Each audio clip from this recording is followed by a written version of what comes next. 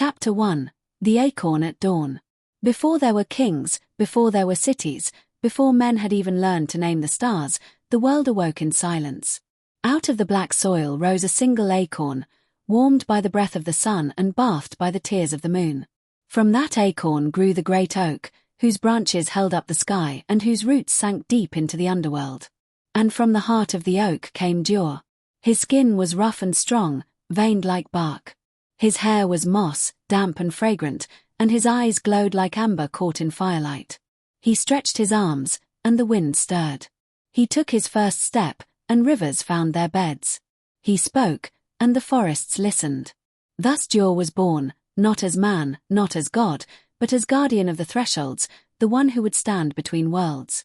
If you enjoyed this story, don't forget to subscribe to my channel so you won't miss more eerie and fascinating tales. Chapter 2. The Forest's Voice. Duirr roamed the endless woods. Where his feet touched, roots thickened, flowers opened, and animals lifted their heads as if greeting an old friend. He whispered secrets into the leaves, and the first druids learned to listen. From Duirr they learned that every tree is a book of seasons, every bird a song of warning or welcome. He taught them the cycles: growth, withering, decay, and rebirth.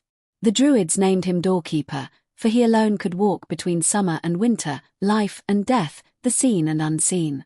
At sacred groves, they carved his symbol, the oak leaf, into stones, and when storms came, they called his name in reverence, never in fear. Chapter 3. The Sorcerer's Axe. But not all who sought Duirr's wisdom came in humility. One autumn, when the veil thinned between this world and the next, a sorcerer came with an axe of star metal, a blade forged from the sky's falling fire. His heart was swollen with greed. He wished to cut down the great oak, drink its sap, and claim immortality. Duirr rose from the roots, towering and ancient. His voice was the groaning of branches in storm. What would you trade, child of men, for eternity? The sorcerer sneered. Nothing. All should be mine. At that, Duirr struck his staff upon the ground. Roots erupted like serpents, coiling around the sorcerer. He was dragged screaming into the earth, where worms feast and silence reigns. The star metal axe fell, and before it could touch bark, it rusted into dust. From that day, men whispered a warning: take without giving, and the forest will swallow you whole. Chapter 4. The Wanderer's Path. Having defended the great oak, Duirr left its side. He clothed himself in a cloak of moss and became a wanderer. Among villages he passed like a beggar, carrying a crooked staff. Those who gave him bread or warmth found their harvests doubled, their flocks fattened, their children's laughter ringing through their homes. But those who spat at him or mocked his ragged form awoke to blight in their fields, milk soured in their pails, or shadows lurking at their doorsteps. Thus did Duirr test mankind, not with thunder, but with kindness, to weigh the hearts of men as one weighs a seed in the palm, to see if it holds life or only husk. Chapter 5. The Winter of Silence. One year, a famine struck. Crops withered, rivers froze, and a hush fell across the land as though the world itself had stopped breathing. Duirr walked the frozen forests, carrying fire hidden in his oak staff. In snowbound villages he appeared, guiding lost travelers through blizzards, whispering courage to mothers cradling their weak children. Where his staff touched the ground, embers sparked beneath the ice. Yet he could not banish winter, for every season must pass in its time. He could only remind mortals that after silence, the song returns, after death, life rises again. Chapter 6. The Queen of Crows. But not all welcomed life's renewal. From the northern wastes came the Crow Queen, a spirit of death and silence, her cloak woven of black wings. She envied Duirr's sway over men's hearts and sought to bind them in despair. She perched on rooftops, whispering in the ears of sleepers, "Why hope? All ends in rot." Duirr met her in a barren field. Their battle was not of sword against sword, but of word against word, will against will. She sang of endings, he sang of beginnings. She promised silence, he promised return. At last, the sun rose, and the crows fled the light. Duirr struck the soil, and a green shoot pierced the earth. The people cheered, for in that single sprout lay proof that life cannot be caged. Chapter 7. The Oak and the Iron. In time, kings arose. They cleared forests for fields, built walls of stone, and forged iron to carve out dominion.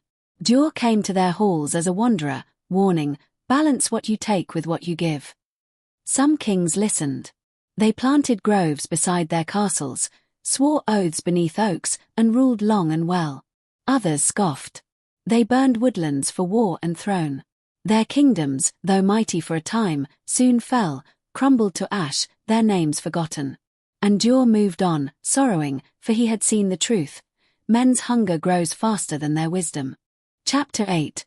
The Green Bride. Not all of Duirr's days were burdened. Once, he met a spirit of spring, radiant and laughing, her hair a cascade of blossoms, her feet bare in flowing waters. She became his bride, the Green Maiden.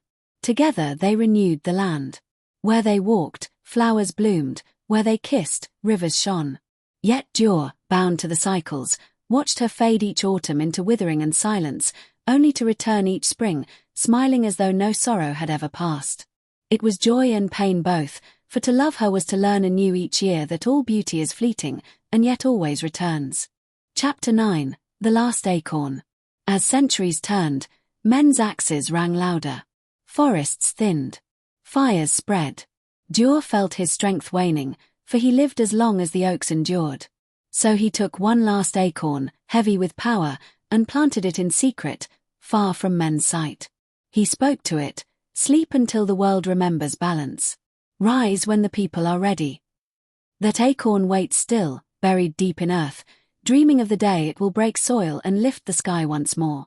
Chapter 10. The Oak at Twilight. At twilight, when mist drapes the fields and the air is hushed, some say Duirr still walks.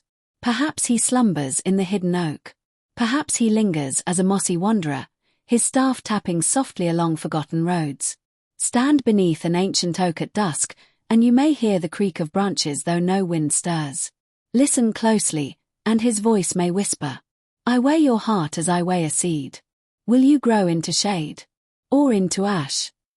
And with that, the story closes, but the question lingers, one only the listener can answer.